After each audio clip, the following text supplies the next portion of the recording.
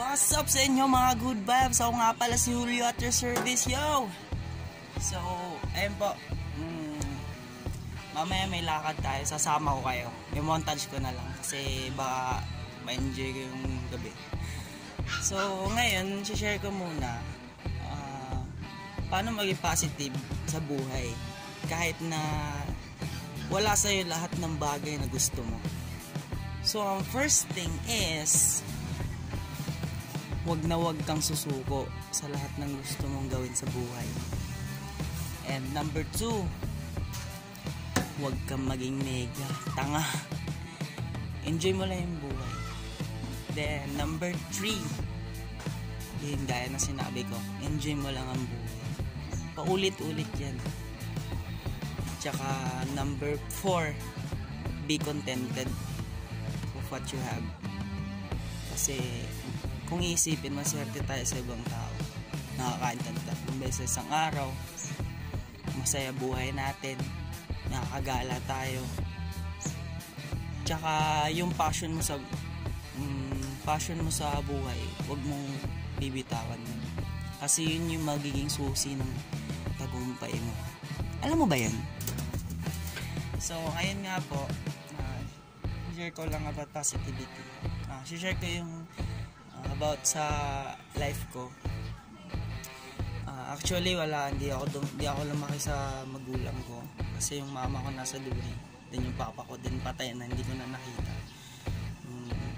Edad ako ng 12, lumipat kami dito sa Cebu. Actually taga Paranaque talaga ako. Kaya huwag kayong magdudo bahit marunong ako mag-Tagalog, kahit Bisaya yung lugar. Ayun po. Tignan niyo po yung view.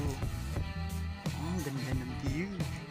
Ang lalaki ng bahay ng kapitbahay namin. Puta na. Ayun po. Ako po, share ko lang, hindi po maganda yung nangyari sa past life. Hindi na past life, di ako reincarnation. Yung lumaki ako ng parang introvert. Hindi ako mahilig sa mga barkada na tingin ko hindi ako makasabay. Gusto ko yung mga barkada na abnormal. Yun po. Kaya yung nakilala ko yung skate dan na ako. So, umpisa na ako mag-skate. Ayan. Maraming salamat sa kanila. Tsaka yung influence ng banda. Yung first na banda ko, April Fools in Vain. Tapos, Emergency Calls. Ayun nga po. Pinagpatuloy ko lang. Then ngayon po, nag-aaral pa rin po ako. Industrial Technology, major in computer. Ayan po. Kasi po, dati ilang taon din po akong nagtambay. Yung wala akong magawa sa buhay. Ayun. Tsaka ginawa ko tong video na to kasi gusto kong makita yung sarili ko after sa ilang taon kung ano mangyayari sa akin. Ayun po, documentation lang to, pero kung susuportahan nyo, maraming salamat na din po. Ito po yung gusto kong gawin sa buhay ko. Tsaka may share pa po ako para po maging positive kayo lagi sa umaga. Mag-isip kayo ng magandang words sa umaga. Kunyari, I am brave. I can do whatever it takes. Mga ganun. Think positive lang lagi.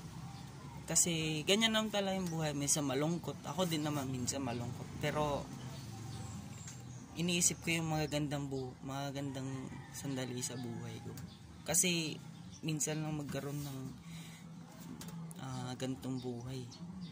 Yung iba, hindi nga nila na experience na yung makakain ng 3 beses sa araw, yung ganun po. Kaya isipin po natin na lahat po may rason. Ayan po. So once again, keep the good vibes. Ako po si Julio. Peace.